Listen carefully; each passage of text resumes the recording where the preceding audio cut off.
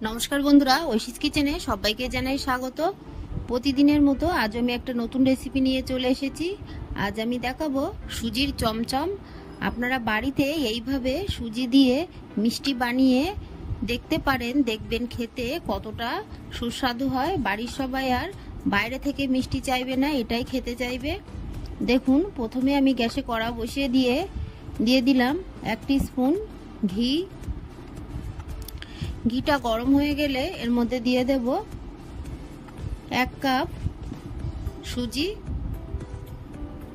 এই 1 কাপ সুজি দিয়েই আপনি পুরো পরিবারের জন্য মিষ্টি বানাতে পারবেন। সুজিটাকে বেশ কিছুক্ষণ আমি নেড়ে নেব। গ্যাসের ফ্লেমটাকে মিডিয়ামে রেখে সুজিটাকে ভেজে নেব। দিয়ে দিলাম খুবই সামান্য লবণ, দিয়ে কিছুক্ষণ আমি নেড়ে নেব।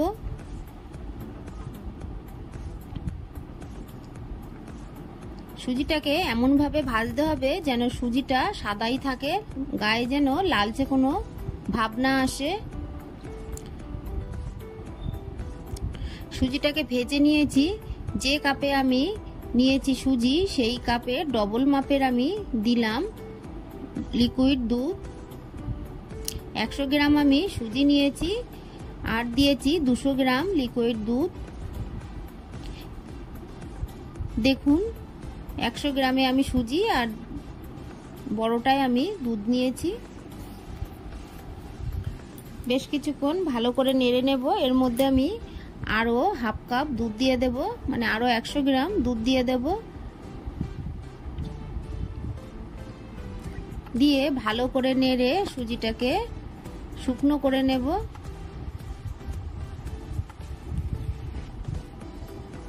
বেশ কিছুক্ষণ নেড়ে নিয়ে আমি যে কাপের মাপে সুজি নিয়েছি সেই কাপের 3/4 কাপ আমি চিনি দিলাম। 4 ভাগের 3 ভাগ আমি চিনি দিলাম। দিয়ে গ্যাসের ফ্লেমটাকে আমি লো করে খুব ভালো করে সুজির সঙ্গে চিনিটাকে মেল্ট করে নেব।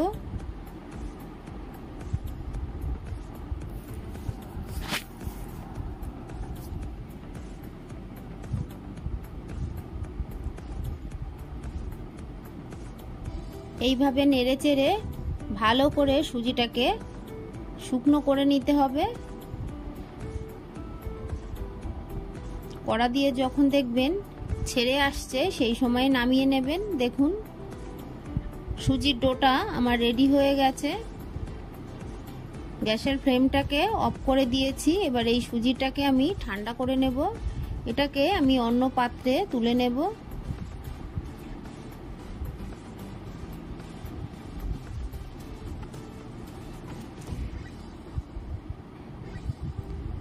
আমার এই রেসিপিটি আপনাদের ভালো লাগলে আমার চ্যানেলটিকে সাবস্ক্রাইব করে আমার পাশে থাকবেন।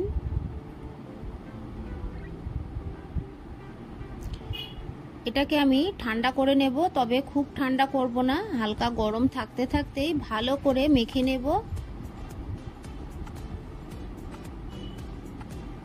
একটু ঠান্ডা হয়ে গেলে দিয়ে দেব গুঁড়ো দুধ। 2 টিস্পুন গুঁড়ো দুধ আমি দিয়ে দেব।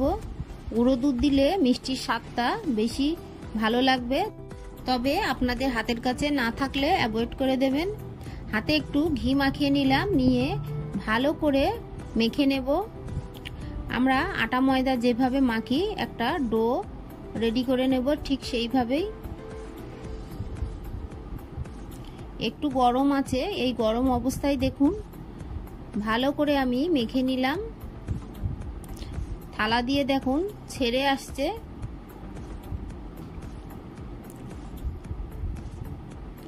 আমি হাতটাকে ভালো করে ধুয়ে নিয়েছি। এরপর হাতে একটু ঘি মাখিয়ে নিলাম, নিয়ে একটু করে আমি নিয়ে চমচমে শেপ দিয়ে দেব। আপনারা চাইলে গোল গোল করেও করতে পারেন, আপনাদের পছন্দ মতো যে কোনো শেপ দিতে পারেন, খেতে তো একই হবে। বাড়িতে একবার হলেও বানাবেন আর আমাকে কমেন্ট করে জানাবেন আপনাদের কেমন লাগলো। আশা করছি আপনাদের ভালো লাগবে।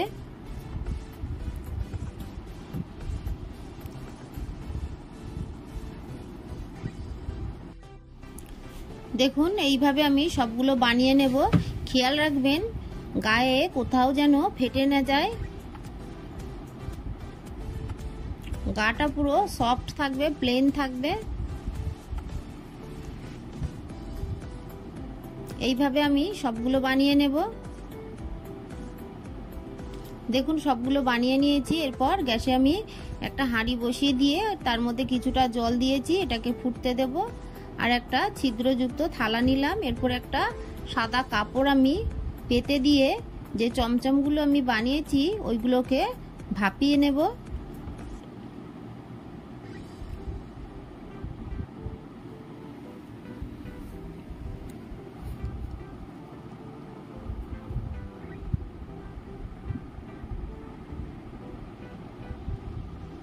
এইভাবে দিয়ে আমি ঢাকা চাপা দিয়ে 10 মিনিট ভাপিয়ে নেব। খুব বেশিক্ষণ ভাপাতে হবে না, কারণ এটা আগে থেকেই রান্না করে নিয়েছি।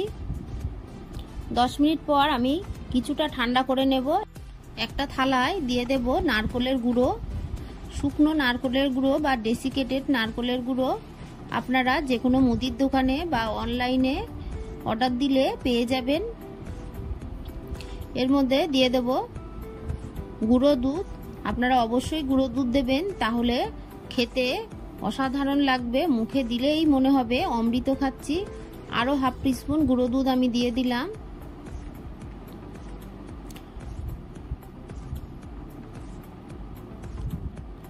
ভালো করে আমি মিশিয়ে নিলাম।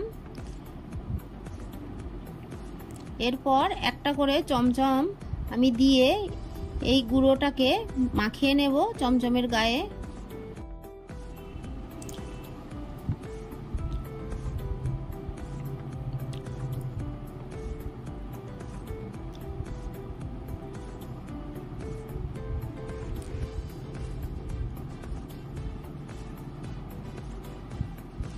দেখুন এইভাবে আমি পুরো চমচমের গায়ে নারকেলের গুঁড়ো, দুধের গুঁড়ো মাখিয়ে নিলাম।